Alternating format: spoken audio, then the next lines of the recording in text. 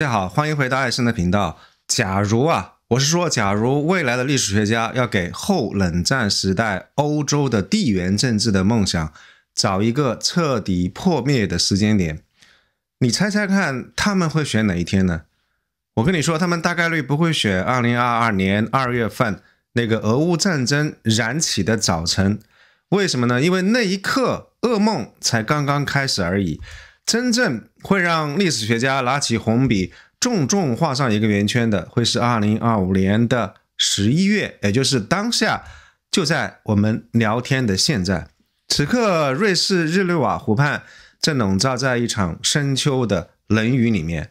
這樣一間剛剛清空的會議室，空氣當中還殘留着沒有散去的咖啡的味道和那種非常焦慮的氛圍。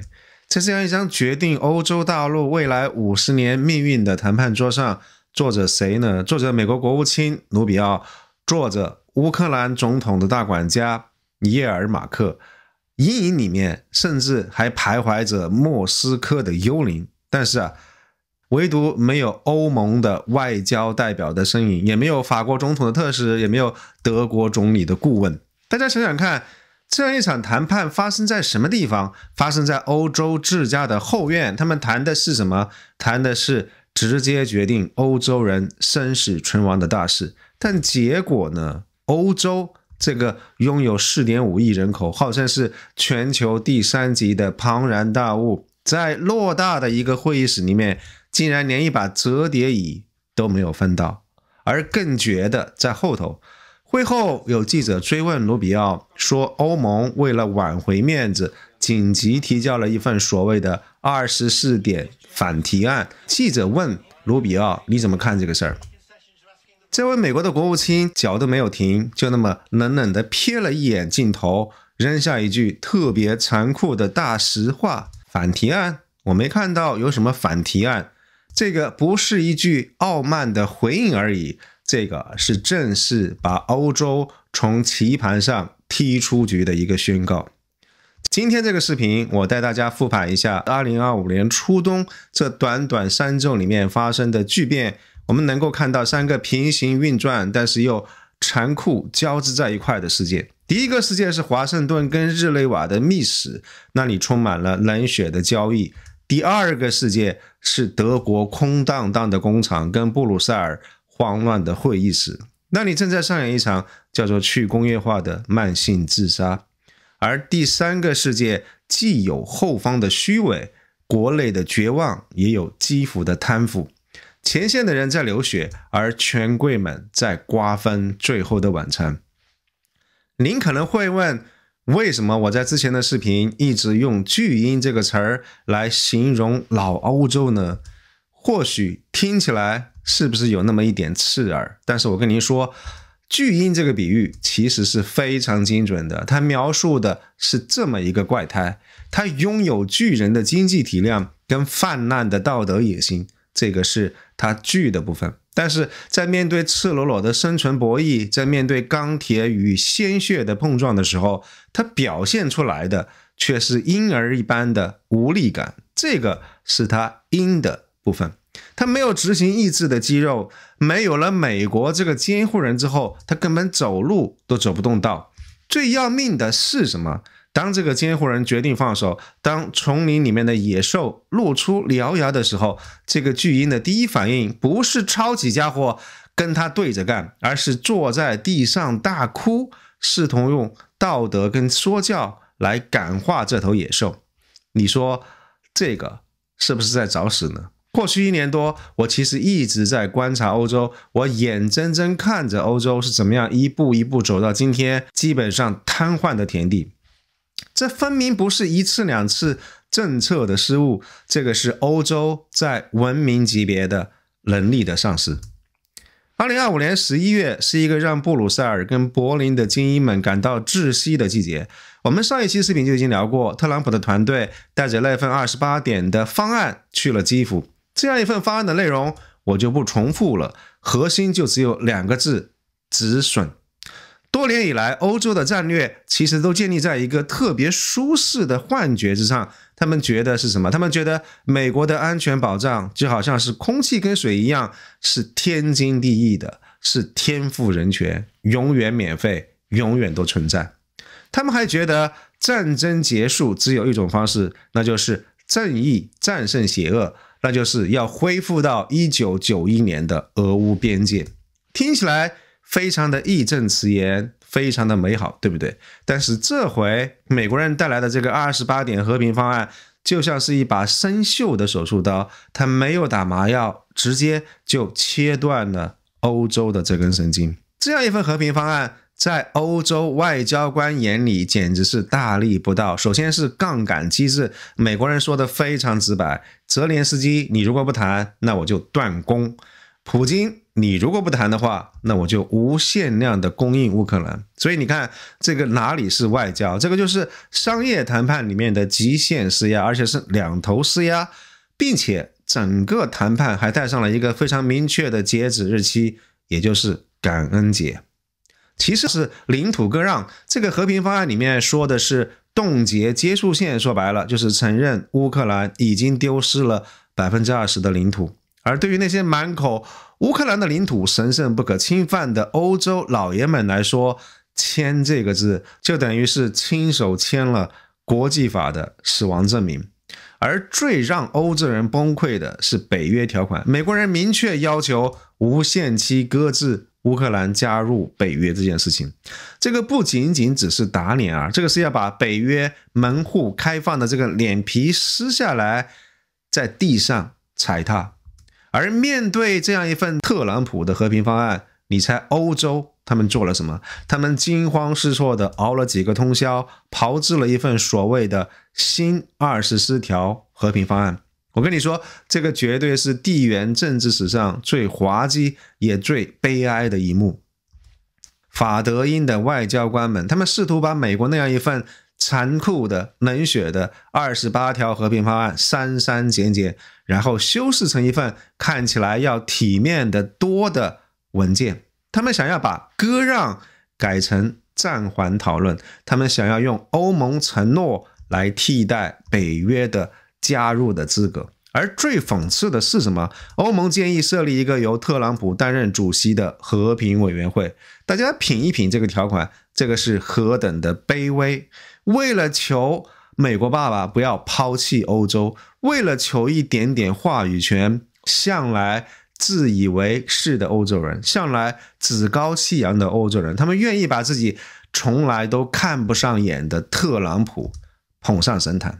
但這個也暴露了一個非常致命的認知錯位，就是美國的28點雖然冷血，雖然殘酷，但它是基於2025年戰場上烏克蘭在物理層面即將戰敗、即將崩潰的現實，是基於炮彈數量、兵力跟工業的產能能夠算出來的一個賬。而歐洲的24條呢，它依然是建立在我們要維持體面，我們要維護和平，我們要支持烏克蘭的這麼一個幻覺之上。這就好比是什麼？泰坦尼克號已經撞上了冰山，美國人說趕快上救生艇，雖然沒有頭等艙的待遇，但是大家擠一擠都能夠活命。而歐洲人在旁邊說不行，你得先給我搭好台階，樂隊的音樂不能停，必須要繼續好好的演奏，咱們要優雅的邁着步伐走進救生艇。你說這個做派不就是找死嗎？波蘭總理圖斯克是少數幾個清醒的歐洲政客，當他看到在不徵求歐洲意見的情況底下，美國在安排什麼維和部隊的時候，當場就怒了。他說了一句名言：沒有我們的參與，就不能夠做關於我們的決定。但你看看現實是什麼？現實是歐洲的方案也承認了，想要繼續堅持回到1991年的邊界已經不可能了。現實是什麼？現實是當歐洲試圖修正美國方案的時候，他們實際上已經承認了自己不再是棋手，而只是在場邊祈求美國不要把棋盤掀翻的看客而已。那如果說外交上的分歧還只是歐洲人腦子不清醒的話，那麼戰場上的崩潰就是物理學層面的重力打擊。地緣政治的底氣歸根到底不是說你的外交辭令有多麼的華麗優美，而是你的工廠能夠造出多少噸的鋼鐵跟炸藥。那還記得2024年歐盟那個雄心勃勃的承諾嗎？1年之內向烏克蘭提供100萬枚155毫米的炮彈。那現在期限過去快2年了，歐盟的外交官博雷利他還在玩數字遊戲，他說任務接近完成，交付了98萬枚炮彈。這裡有一個巨大的令人反感的統計學的魔術。根據我們拿到的這個拆解的數據，這98萬枚炮彈是怎麼樣湊出來的？它不全是剛剛下生產線全新生產出來的，它混雜了成員國壓箱底的那些過期的庫存，有雙邊捐贈的雜牌彈藥，甚至把本來要報銷的商業購買的那部分也完全算進去了。這就好比是什麼？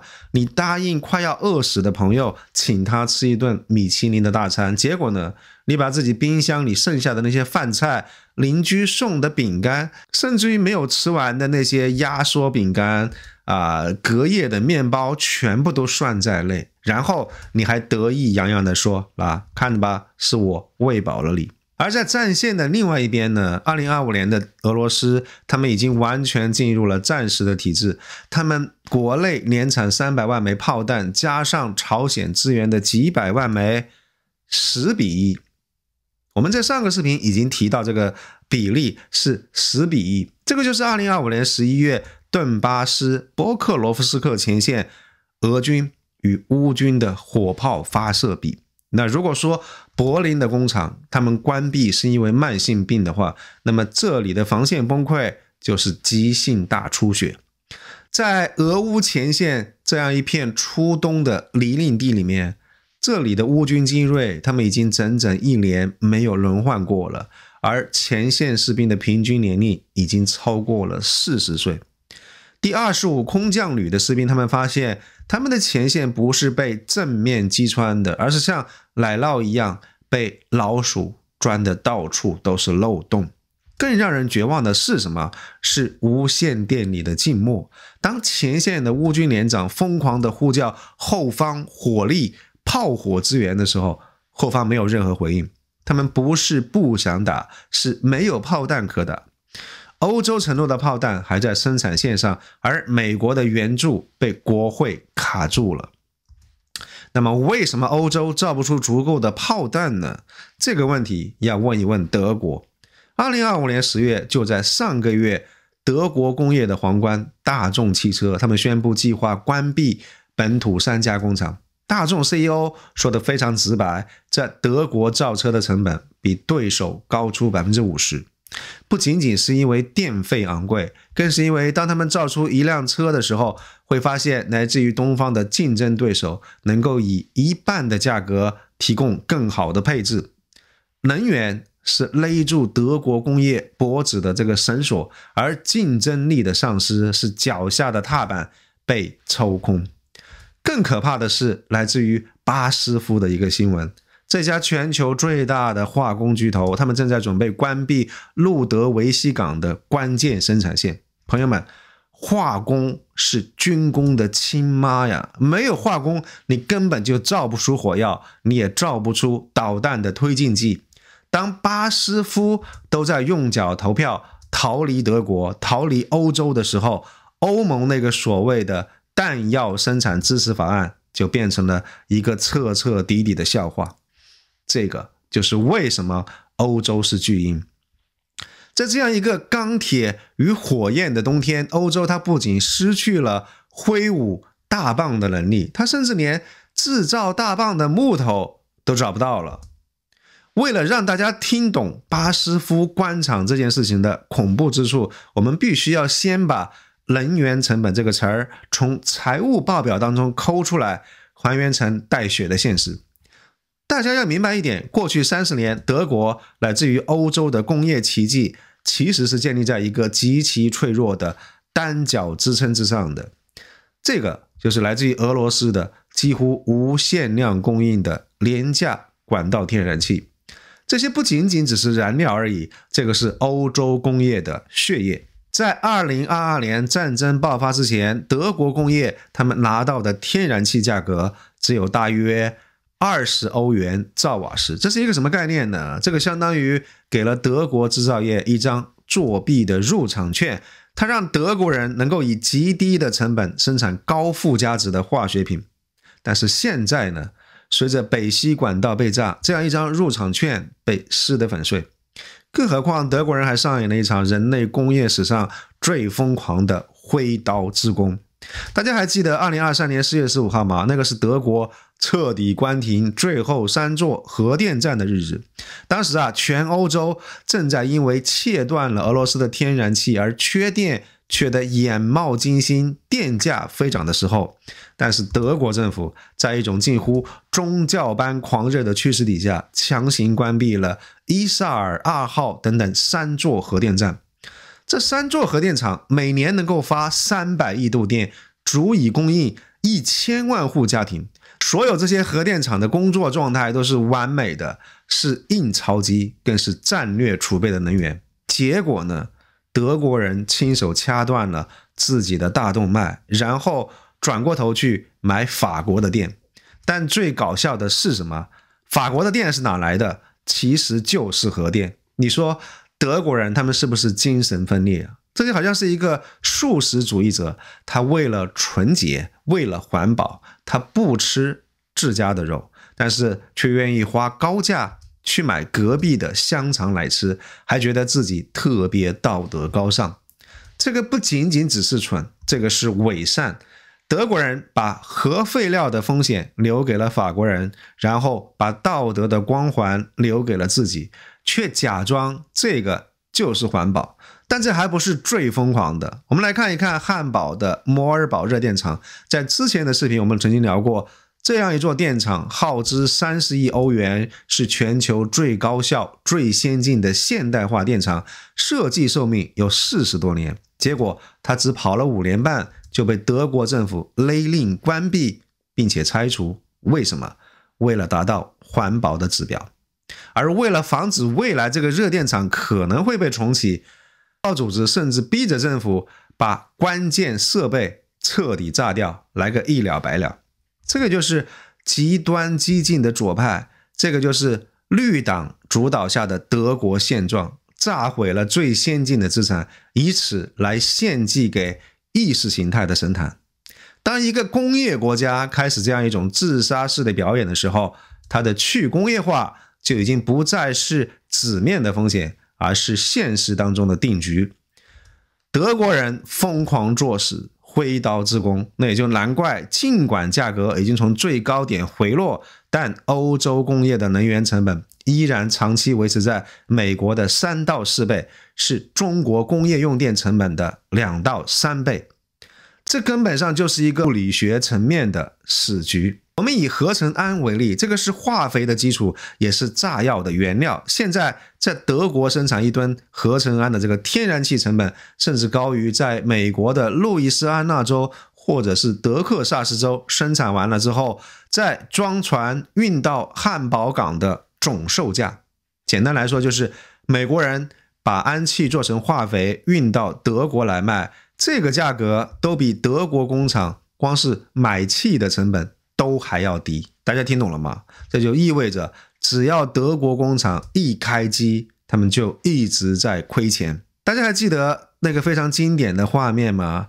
特朗普曾經警告過德國人不要過度依賴俄羅斯的廉價能源。當時現場的幾個德國人笑得打滾，他們覺得特朗普就是個白痴。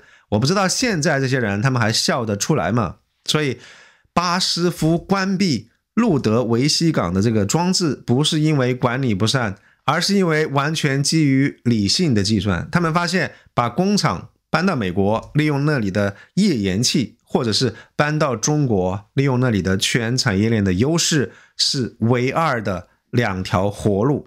而且大家千萬不要以為這個只是市場的自然選擇，這個其實也是一場精心策劃的工業收割。就在歐洲的工業因為能源斷供而奄奄一息的時候，華盛頓遞過來的不是氧氣管，而是一把鐮刀。這個就是所謂的通脹削減法案。美國人對歐洲企業說，你們那裡電費特別貴是吧？來我們美國吧，我們不僅氣便宜，還能給你每度電每個零件巨額的美元補貼。這樣一招實在是太損了。歐洲原來指望盟友能夠拉兄弟一把，結果美國盟友直接把自家的大門拆了，做成擔架，抬着歐洲的工廠跑回美國。這樣一種盟友相識的策略，讓法國總統馬克龍氣得飛到華盛頓，當着拜登的面拍桌子，說這是極其激進的政策。但結果呢？拜登微笑着拍了拍馬克龍的肩膀，然後啥都沒改。所以美國在歐洲衰退當中扮演的絕不僅僅只是一個旁觀者，為了在與東方某大國的競爭當中積攢體能，美國正在毫不客氣地通過吃掉盟友的工業體能來為自己回血。有人說歐洲可以買美國的液化天然氣呀，但這其實又是一個巨大的陷阱。想要把氣體壓縮成液體，用船運過大西洋，再重新氣化，那這個物理過程本身就注定了它的成本永遠沒辦法跟俄羅斯的這個管道天然氣來競爭。美國人賣給歐洲的液化天然氣是救命藥，但也是高利貸。既然德國人他們為了意識形態炸毀了自己的電廠，那麼他們靠什麼來維持生活呢？其實答案就是給敵人送錢。這裡有一個讓所有的歐洲政客都閉口不談，但卻令人作嘔的賬本。根據權威的能源分析機構 CREA， 也就是能源與清潔空氣研究中心的一個實時追蹤的數據，從2002年2月24號開戰開始到2025年的今天，歐盟國家向俄羅斯支付的化石燃料進口的費用已經累計超過了2000億歐元。2000億歐元啊，朋友們，這是一個什麼樣的概念？根據基爾研究所的數據，這3年時間裡面，歐盟對於烏克蘭的所有的軍事援助加在一塊，大概是幾百億歐元的一個量級。也就是說，歐洲人每給烏克蘭送去一顆子彈，與此同時呢，他們就在背後給普京送去了購買3顆子彈的現金。這哪裡是在制裁俄羅斯啊？這分明是歐洲各國為普京在眾籌俄軍的軍費。有觀眾可能會問啊，剛才不是說已經切斷了管道了嗎？沒錯，但是歐洲人他們玩了一套漂亮的掩耳盜鈴。第一招叫做瘋狂爆買液化天然氣。烏克蘭人炸了德國的北溪管道，歐洲人轉頭就開始瘋狂的通過船運購買俄羅斯的液化天然氣。船舶追蹤的數據顯示，在戰爭最激烈的2023年，歐盟竟然取代了中國，成為俄羅斯液化天然氣的最大買家。尤其是西班牙跟比利時這2個北約成員國，在很多個月份裡面是俄羅斯液化天然氣的全球第1跟第2大的客戶。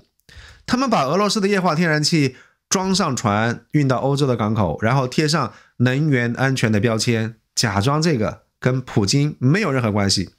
而第2招叫做能源的洗衣機，這個是更加隱蔽的手段。歐洲雖然表面上禁止進口俄羅斯的石油，但是他們卻大肆從印度跟土耳其進口柴油跟航空煤油。根據獨立報跟路透社的調查，印度的煉油廠在戰爭期間瘋狂的搶購打折的俄羅斯原油，進口量暴漲10倍以上。而所有這些俄羅斯的原油在印度被煉成柴油，然後合法的貼上了印度製造的標籤，以高價賣給歐洲。歐盟統計局的這個數據顯示，歐洲從印度進口的這個成品油激增。這意味着什麼？這意味着歐洲人家的每一升油裡面依然流淌着俄羅斯的血，只不過中間讓印度的中間商賺了一筆巨額的差價。甚至這裡面還有一個更加魔幻的現實，直到2025年的今天，俄羅斯的天然氣依然在通過輸甲的計量站流經烏克蘭的管道。我再說一遍啊，是流經烏克蘭的管道輸送到奧地利跟斯洛伐克。所以一邊是在前線拼得你死我活，另外一邊在地下的管道裡面，俄羅斯的燃氣通過烏克蘭的領土流向西方，流向歐洲。烏克蘭收過路費，俄羅斯收燃氣費，而歐洲人呢，燒氣取暖。所以這根本就不像是一場為了正義而進行的戰爭，這對於歐洲來說就是一場精神分裂的自殺遊戲。他們炸毀了自己高效廉價的電廠，他們關停了核電站，然後用納稅人幾倍的錢繞地球一周去買敵人的能源，並且順便幫敵人的戰爭機器的油箱加滿了油。這樣一種高昂的能源的溢價，這樣一種精神分裂的揮刀自宮，正在導致歐洲發生一種不可逆的結構性去工業化。如果你生產玻璃、造紙、煉鋼、煉鋁，所有這些都需要高溫、高能耗的基礎工業，你在歐洲就已經被判了死刑。而所有這些基礎工業，恰恰就是製造坦克、炮彈、無人機的基石。而基石完全都碎裂的時候，你上面的高科技的大樓還能夠撐多久呢？我們再看一看汽車巨頭斯特蘭蒂斯。我們再来看一看歐洲的汽車巨頭斯特蘭蒂斯，這家擁有標致啊、雪鐵龍啊、菲亞特的歐洲汽車的教父，在2024年幹了一件讓歐洲工業界臉紅的事兒，反向合資。他們花了15億歐元入股中國的領跑汽車。以前的話，大家經常聽到的是外方出技術，中方出市场，但是現在完全倒過來了。歐洲巨頭承認自己造不出具備成本競爭力的電動汽車，他們必須要花錢買中國的技術，才能夠有資格在牌桌上活下來。這個在西方的觀察家眼裡，就是一場發生在工業界的戰略性的投降。我們可以試想想看，這個就是巨嬰的典型的特徵。當他發現自己跑不過別人的時候，他不是去鍛鍊身體，而是掏出錢包說，這種技術太累人了，我打不過你，我買現成的技術行不行？但問題是，在這樣一個地緣政治動盪的年代，技術主權一旦賣掉，就再也買不回來了。就在歐洲高喊技術主權的時候，现實也狠狠地扇了他們一記響亮的耳光。在安氏半導體的這個案子裡面，美國人出台了新的遊戲規則，荷蘭政府急吼吼地跳出來搶了中國人的企業，而中國政府的反制措施讓荷蘭人不得不把吞進去的又吐出來。安氏半導體這家原本屬於歐洲的一個明星科技企業，現在它的命運完全由華盛頓跟北京來決定。歐洲夾在中間算什麼呢？它不是裁判，不是選手，它僅僅是一個戰場。這個就是歐洲巨嬰最悲哀的時刻。你家裡的東西歸誰管，怎麼賣，甚至能不能開工，所有這些都是由隔壁的兩個大人說了算。而所謂的歐洲主權，在那一刻脆弱的就像一張廢紙。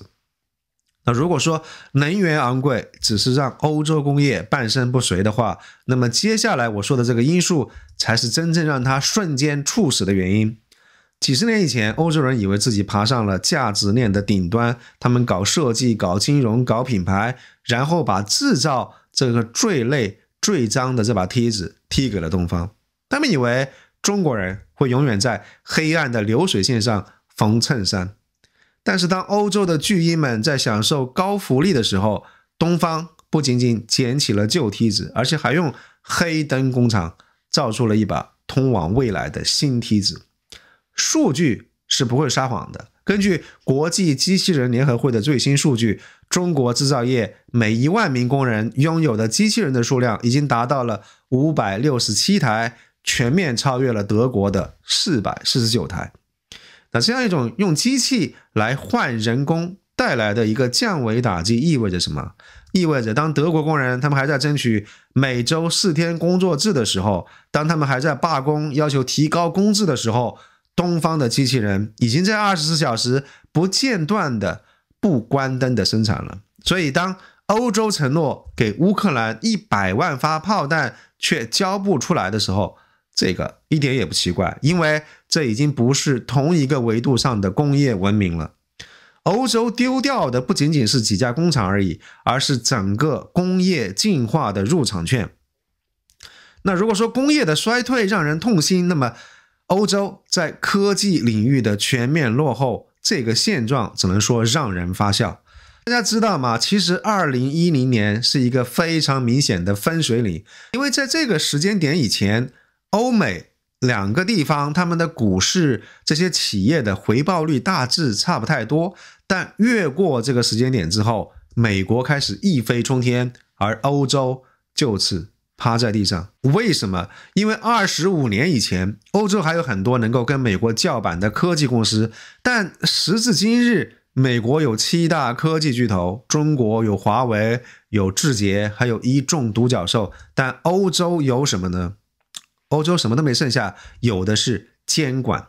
這是一個讓人啼笑皆非的成就。1年以前，布魯塞爾的這些官僚老爺們，他們洋洋得意地宣布，歐洲成為了全球第一個為 AI 監管立法的地區。這他媽簡直是太荒誕了。歐洲其實沒有一家真正拿得出手的 AI 巨頭，他們沒有 OpenAI， 沒有 DeepSeek， 他們也沒有 Gemini。但是他們卻搶先把 AI 監管的法案搞出來，而且還開了香檳慶祝，以此為傲。這就好比一群太監，他們聚在一起開會，煞有介事地制定了全世界最嚴格的性生活的指南。歐洲正在變成一座精緻的露天博物館，這裡風景優美，法律完善，但卻唯獨沒有未來。歐洲人，他們一腳把梯子踢開，只不過這次是踢翻了自己賴以生存的梯子。在歐洲這個巨嬰的體內，他們的血管已經被一種叫做官僚主義的血栓徹底堵死了。只要看一組數據，你就明白了。自1992年歐洲聯盟條約簽訂以來，歐盟立法的總字數增加了700%。有一些法規，他們的初衷可能是好的，比如說保護環境呢，保護社區，但到了執行的層面，他們就變成了黑色幽默。在英國跟歐洲大陸，一個建設的項目被緊急叫停，理由可能僅僅是因為雖然沒有發現蝙蝠，但是存在中等程度的蝙蝠的潛在風險。甚至有一個拆除娛樂設施的項目被卡住，理由是開發商並沒有提交一份斯洛克跟台球市場需求的評估報告。你沒有聽錯，斯洛克的市場需求評估。當中美兩國的推土機在日以繼日的鏟平土地、建設工廠、建設數據中心的時候，歐洲的推土機卻停在路邊，等待一份關於台球桌的市場調研報告。這些善意的監管累計起來的，就是對於經濟增長最殘酷的徵稅。它讓歐洲變成是一個巨大的、動作遲緩的樹懶。在叢林法則回歸的今天，這樣的歐洲注定只能夠被獵殺。那如果說工業上的無能讓人失望，那麼道德上的虛偽和價值觀上的背叛才是真正的絕望。我手上有一份歐洲對外關係委員會的民調數據，絕大多數的歐洲人認為西方對於烏克蘭的支持是不夠的，但是當問到你是否願意增加本國的開支來填補美國留下的空缺的時候，只有 20% 的人說願意。說白話就是仗必須要打，烏克蘭必須要贏，但是錢必須要由美國人出，而命要由美國撒大兵去送。那如果要動我的養老金，對不起，沒門。這也就解釋了為什麼馬克龍他整天想做世界領袖，卻在行動上是一個雞賊的侏儒。我們再看一看基爾研究所的賬本，作為歐洲領袖，截止2024年初，法國對於烏克蘭的軍事援助承諾僅僅只有 6.4 億歐元左右。雖然法國後來辯稱實際是有更多，但在公開賬本上，其實這個數字顯得極為難看。而作為對比，德國承諾了177億歐元。法國的公開援助的總量只有北美國家加拿大的一半，而按照 GDP 的佔比來算，法國排到了第28名，落後於波蘭，落後於意大利，甚至落後於波羅的海3個小國。愛沙尼亞為了援助烏克蘭掏空了自己的庫存，而法國甚至還在為了每一輛凱撒炮車的這個成本在錙銖必較。馬克龍哭着喊着說要派兵去支援烏克蘭，但現實是什麼？2023年，法國僅僅因為延遲2年退休，就爆發了100萬人的大罷工，把巴黎燒成了火海。法國養老金的支出已經佔到了國防預算的1/6，但是誰要是敢動養老金的話，門都沒有。而至於派兵這件事情，法國的民調機構在馬克龍發表了不排除派兵的言論之後做的這個民調顯示，68%的法國民眾堅決反對向烏克蘭派遣地面部隊。捨不得離家的小孩就得不到國家安全。法軍最高將領曼尼僅僅只是說了這樣一句稀鬆平常的話，也能夠在法國國內引發軒然大波。所以大家看明白了嗎？你能夠指望法國人去頓巴斯的戰壕為烏克蘭拼命嗎？說實話，這個就是歐洲現在的情況，口號喊得震天響，錢包捂得叮當響。馬克龍的豪言壯語聽起來更像是一種掩飾虛弱的過度補償。但是換一個角度來看，烏克蘭人自己，他們又比歐洲好多少呢？根據歐盟統計局的數據，目前躲在歐洲各國的，本來應該被徵召回國的烏克蘭的適齡男性青年高達65萬到80萬人。65萬人是一個什麼概念？如果按照烏克蘭軍隊的編制，這已經足以組建100個滿員旅，或者填補現在前線兵力缺口的3倍。當基輔的徵兵官在街頭抓壯丁的時候，歐洲寬鬆的難民政策卻無意當中成為了烏克蘭逃兵的溫床。這就造成了一個非常殘酷的現實的折疊，最需要保衛國家的人流失了，而留下來的人因為貧窮跟缺乏門路，被迫承受了這個國家所有的愛國代價。前線的戰壕裡面，50多歲的大叔在苦苦的支撐，而在柏林跟華沙的咖啡館裡面，幾十萬青壯年的男子，他們在刷着手機高喊血戰到底。2024年4月，烏克蘭外長庫列巴宣布暫停向海外18到60歲的男性提供領事服務，比如說不會為他們更新護照。他在推特上非常憤怒地寫道：你們不能夠一邊在國外享受拿鐵，一邊在網上教國內的同胞如何流血犧牲。這也就非常直接地證實了烏克蘭海外逃避兵役的現象有多嚴重。而最諷刺的是什麼？當你打開社交媒體，看到那些高喊烏克蘭必須血戰到底，拒絕任何談判，不能夠接受任何割地妥協要求這樣一些激昂的口號的時候，哪怕不看這個賬號的 IP 地址，你也能夠知道他們大概率正坐在倫敦、巴黎或者多倫多的公寓裡面，用鍵盤指揮着烏克蘭國內的同胞怎麼樣去死。更諷刺的是被稱之為摩納哥營的現象，大量的烏克蘭富二代跟權貴子弟，他們被拍到在摩納哥跟維也納開着豪車炫富。戰爭對於窮人是絞肉機，而對於富人只不過是換個地方度假的理由。這個不僅僅只是愛生的諷刺，這個是對於愛國主義最無恥的解構。10年以來，歐盟對於烏克蘭一直在說，你們是民主對抗專制的前哨，你們為法治而戰，為文明世界而戰。但是當文明的標準威脅到了地緣政治的穩定的時候，歐洲老爺們他們做了什麼？這裡有一個比好萊塢電影還要更黑暗的真實的案例——麥達斯行動。2025年年中，烏克蘭的國家反腐局，這個是西方一手扶持起來，並且幾乎是獨立運作的一個機構，他們啟動了一項絕密調查。調查的目標直指澤連斯基的前商業夥伴蒂莫爾·明迪奇，以及那個代號是阿里巴巴的幕後大佬，其實就是澤連斯基的總統辦公廳的主任葉爾馬克。案情其實比較簡單，因為他們在核電站的防護工程裡面貪了1個億的美刀，在前線士兵凍得發抖的時候，這幫人在後方瘋狂的吸血。如果這些貪腐的罪犯被法辦，本來應該是烏克蘭民主跟法治的高光時刻。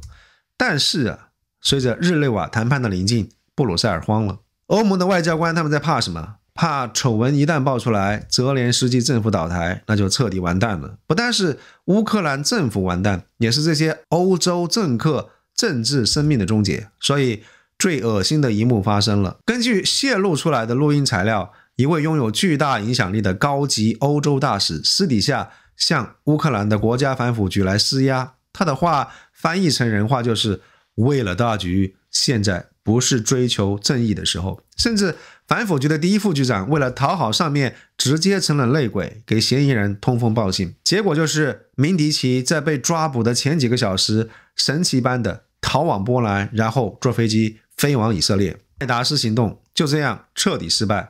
這個是對於烏克蘭民眾人心的最大的打擊，這個打擊是毀滅性的。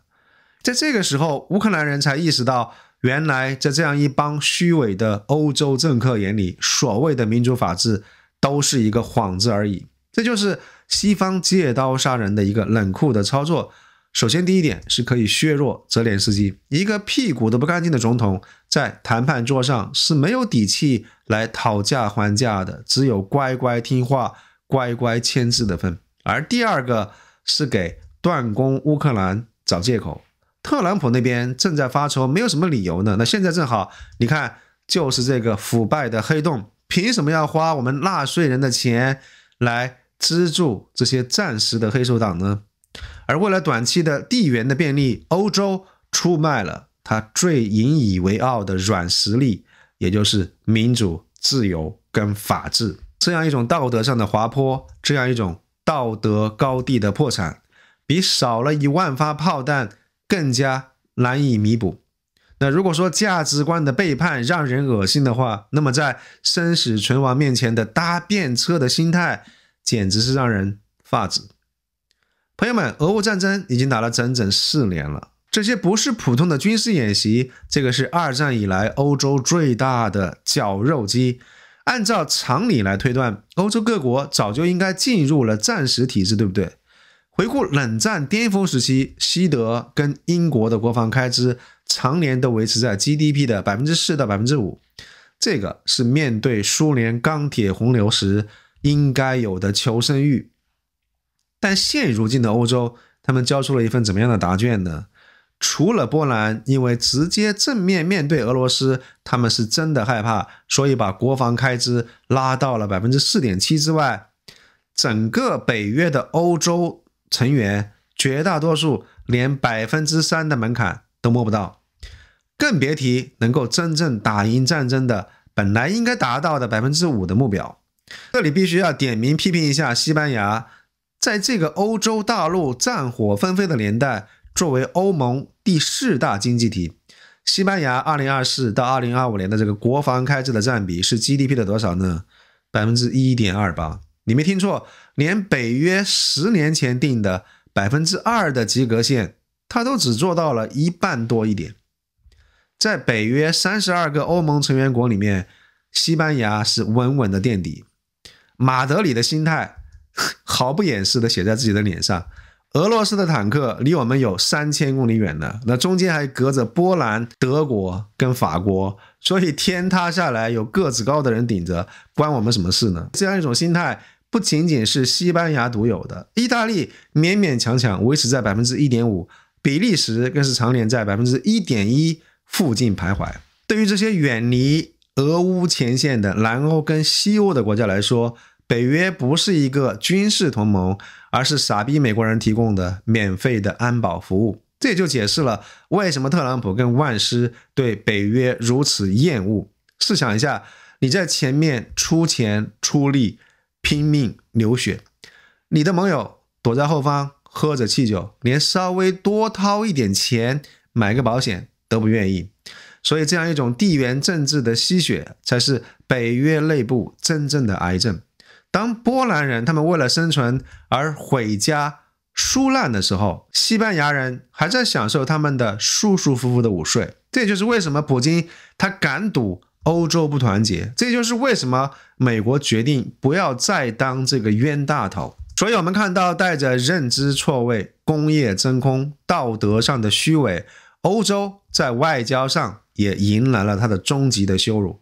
我們回到日內瓦那個場景，盧比奧跟葉爾馬克談完出來，滿面春風。盧比奧說這個叫做富有成效的對話，而歐洲在哪兒呢？德國總理默茨正在安哥拉開會，只能夠隔空喊兩句無關痛癢的話。馬克龍跟英國首相斯塔默淪落到只能夠等澤連斯基見過美國人之後，給他打個電話做個匯報，這根本就不叫參與，這個叫做等通知。英國是歐洲大陸永遠的攪屎棍，這個暫且不提。那為什麼法德也永遠撂不到一壺呢？因為這本質上就是歐洲政治裡面落魄的國王與精明商人之間的死結。法國人骨子裡面還是那個想當歐洲領袖甚至世界領袖的國王。馬克龍的所有的折騰，無論是戰前跟普京進行了 N 輪的沒有任何意義的對話，無論是喊出歐洲戰略自主，成立歐洲的防衛軍隊，還是說喊口號說要派兵去烏克蘭，所有這些都是為了找回戴高樂時代的榮光。他想要把王冠從大西洋對岸搶回來。而德國人呢，他們是背着歷史包袱的商人，德國的國策幾十年來只有一句話：通過貿易實現變革。德國把自己鎖進了一個金色的牢籠裡面，他們害怕任何衝突，因為每一場衝突都在割這個貿易大國的肉。所以在面對美國跟俄羅斯的時候，歐洲的精神是分裂的。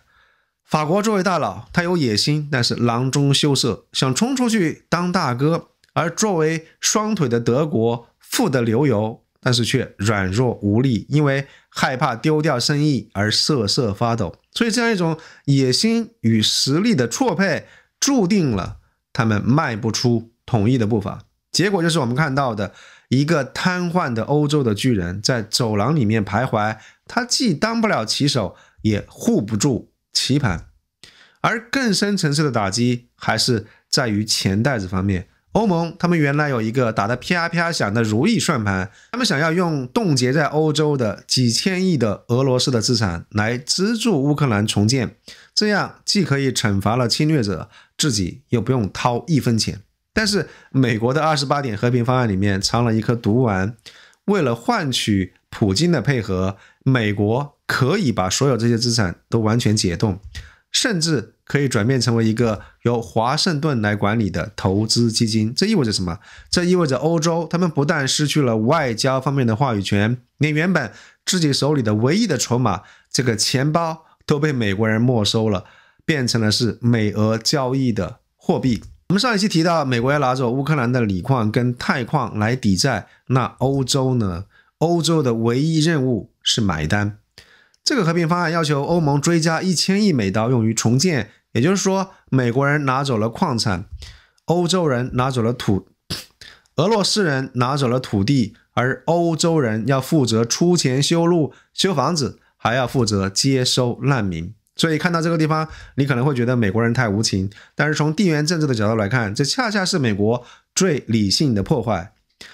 美國在這個世界的頭號對手是誰？是東方某大國。而面對這個級別的對手，美國需要的是一個絕對聽話的後勤基地，而不是一個擁有獨立意志的競爭對手。所以美國在俄烏戰爭當中扮演的角色，不僅僅只是烏克蘭的保護者，他更是希望通過俄烏戰爭給俄羅斯放血，也給歐洲放血，所以他更是歐洲獨立夢想的破壞者。通過炸斷或者是默許烏克蘭來炸斷北溪管道，美國切斷了俄德的能源臍帶。通過逼迫阿斯麥跟提高汽車關稅，美國正在切斷中歐的市場臍帶。所以當這兩根臍帶都被美國剪斷之後，歐洲就變成了是一座孤島，它只能夠在安全上依賴北約，在經濟上依賴華爾街，在能源上依賴德克薩斯。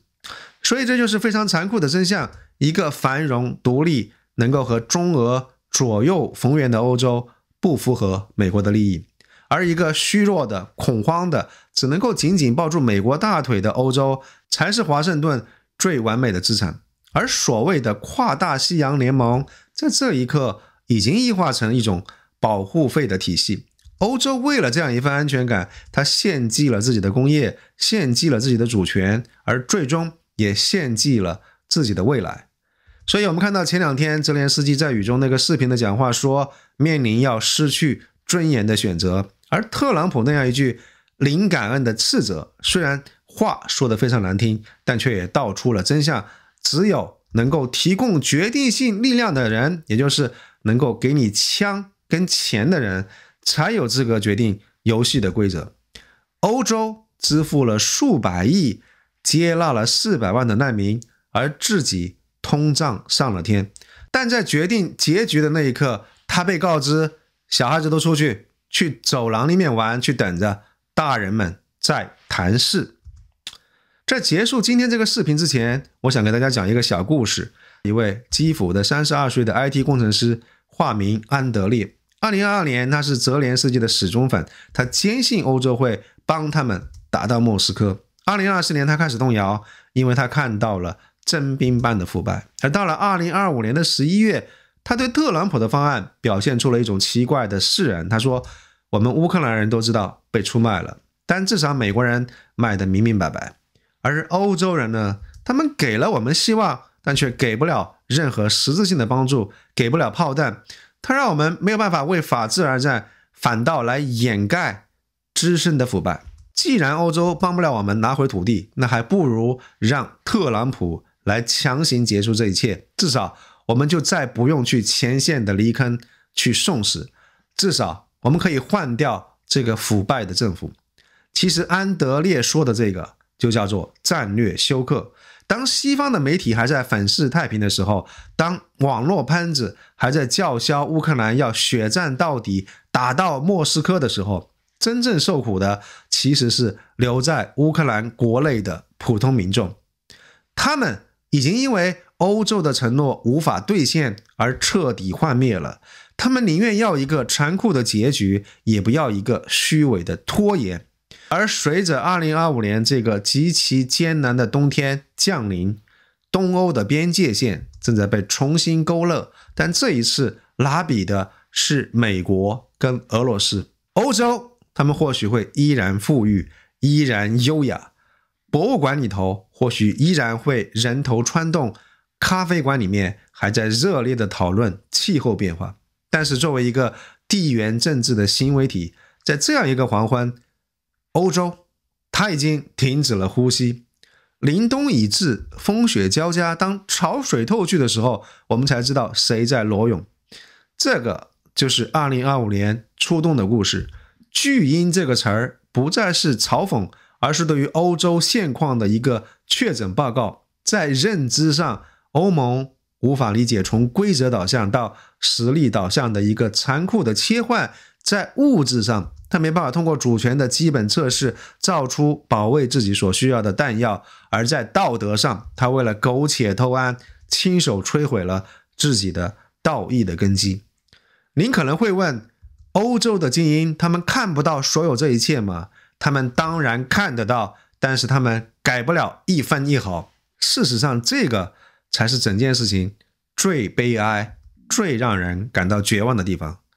這10幾年裡面，歐盟請了無數位的老中醫，前總理蒙蒂、前總理勒塔，還有大名鼎鼎的前歐洲央行的行長德拉吉。這些大佬他們寫了一份又一份的改革報告，每一份都直擊要害，要統一市場，要削減監管，要集中力量。但是結果呢？每一次歐盟各國的領導人在峰會上禮貌的鼓掌，盛讚這個報告高瞻遠矚，然後一散會就把報告轉手扔進了垃圾桶。為什麼？因為改革要耐得住疼痛，要統一監管，你就要剝奪成員國的權利；要削減福利，你就會得罪選民。在民粹主義抬頭的今天，沒有一個政客敢喝下這碗苦藥。幾個月以前，德拉吉剛剛發布的這個報告，就像是給歐盟這個重症病人開出來的最後的苦口良藥。結果呢，病人看了一眼之後說，寫得真好，下次別寫了。而更深層次的原因是，病人他根本不覺得自己病了。歐洲人甚至給自己搞了一個新的頭銜，生活質量的超級大國。這是一種近乎完美的精神勝利法。你跟他說 GDP 歐洲已經被美國甩得看不見尾燈了，他抿了一口濃縮咖啡告訴你說，但是我活得比美國人久誒，我們不跟他們比經濟的增長率，我們比的是福利。你跟他說歐洲沒有谷歌跟亞馬遜，產業正在空心化，他攤攤手說，但是我們也沒有瘋狂的科技寡頭來操控政治誒，我們沒有996，只有雷打不動的帶薪長假。所以這樣一種心態就是，既然怎麼捲都捲不贏，那不如索性宣布懶惰是一種文明的進化。他們把經濟停滯包裝成了歲月靜好，把地緣政治上的無能美化成了熱愛和平。所以正是因為這樣一種全民性的自我催眠，當德拉吉拿着那份歐洲要奮鬥要競爭的這個報告走進來的時候，在歐洲人眼裡，他簡直就是那個不懂得享受生活、破壞情調的不合時宜的家伙。所有歐洲人的心聲只是，只要不打擾我下午4點準時下班，誰在乎這個世界的中心到底是在華盛頓還是北京呢？這個就是歐洲的政治癱瘓。技術上完全可行，政治上絕對正確，但是意志上完全癱瘓。所以巨嬰的黃昏不是因為看不見太陽下山，而是因為他已經胖得站不起來去追趕太陽。巨嬰他被留在走廊，手裡緊緊攥着這樣一份沒人看的24點和平方案，而成年人在隔壁的房間已經分掉了這所房子。這個就是巨嬰的黃昏。非常感謝您收看今天的深度復盤，我是艾森。如果喜歡這個視頻的話，請記得點讚分享，也歡迎大家訂閱艾森的頻道，加入我們的會員。祝您有心情愉悅的一天，謝謝大家。